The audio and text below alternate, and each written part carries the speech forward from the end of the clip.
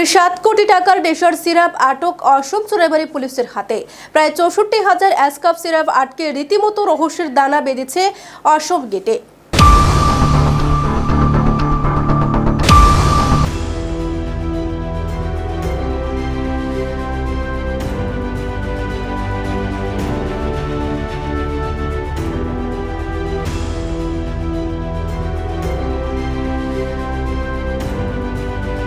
শনিবার সকালে উত্তরপ্রদেশ থেকে আগরতলা পাচারের পথে ফের বিপুল পরিমাণ নেশা জাতীয় অ্যাসকপ সিরাপ জব্দ করল অসম চোরাইবাড়ি পুলিশ।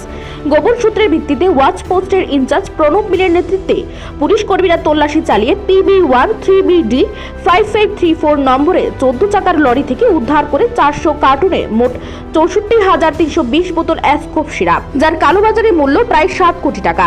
আটক করা হয়েছে চালক রবি শর্মা, বয়স 23, পিতা লক্ষণ শর্মার বাড়ি অশোকনগর, মধ্যপ্রদেশ। সঙ্গে আটক করা হয়েছে গাড়িটি আগরতলা নিয়ে যাওয়ার জন্য আসা পাথারকান্দির কলকলি ঘাটের প্রয়াত গণেশ শুক্লা বৈদ্যের ছেলে ৪৫ বছর বয়সী সুশীল শুক্লা বৈদ্যকেও। নেশা জাতীয় সামগ্রীগুলির সঙ্গে বিশেষ এক প্রকার বালির বস্তা ছিল গাড়িতে, যা পুলিশকে চালক জানিয়েছিল মোরগের খাদ্য বলে।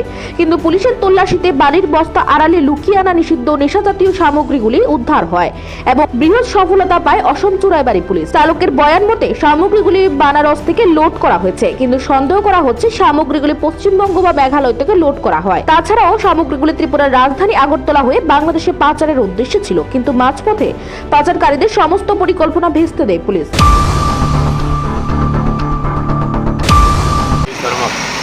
कहाँ से आया? बनारस। बनारस। ये माल कहाँ से लूट किया?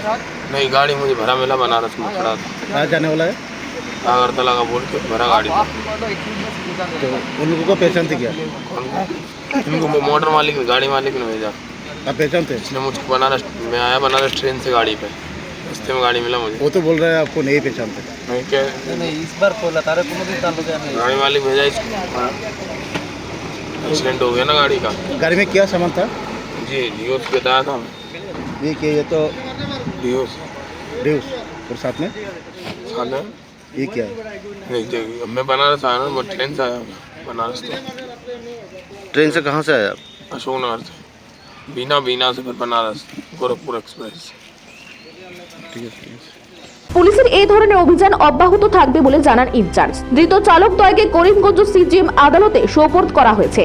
এদিকে ওয়াচ পোস্টের ইনচার্জ প্রণব মিলি বারবারই নেশার বিরুদ্ধে অভিযান চালিয়ে আসলেও একাংশ চক্র এখনো সক্রিয় রয়েছে নেশা পাচারে।